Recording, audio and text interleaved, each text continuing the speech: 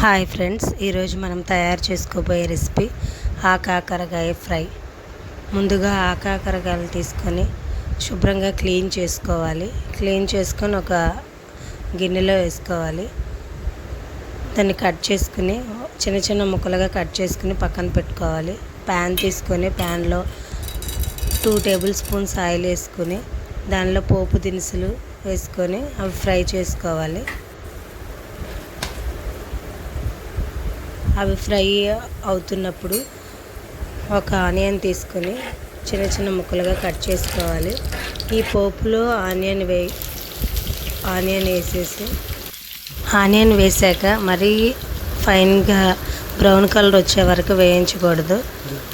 అవి కొంచెం వేగిన తర్వాత దానిలో 4 వెల్లుల్లి రెబ్బలు దంచుకొని వేసుకోవాలి.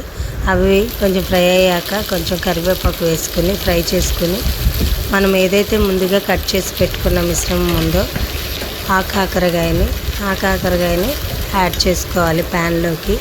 ఈ సీజనల్లో వచ్చే కాకరకాయ కాబట్టి మనకి హెల్త్కి చాలా మంచిది.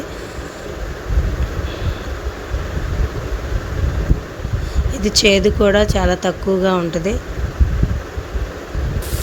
అవి ఫ్రై అవుతున్నప్పుడు ఆనియన్స్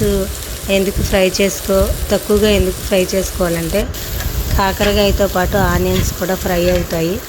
అవి ఎక్కువగా ఫ్రై చేస్తే ఈ కాకరకాయలు ఫ్రై అయ్యేలోపు అవి మాడిపోతాయి. ఈ కాకరకాయ కొంచెం ఫ్రై అయిన తర్వాత దాంట్లో కొంచెం సాల్ట్, పసుపు వేసుకోవాలి.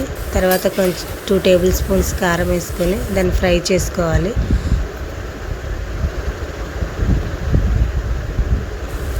ఆ ఫ్రై అయిన తర్వాత డిష్ అవుట్ చేసుకోవడమే. టేస్టీ ఆకాకరకాయ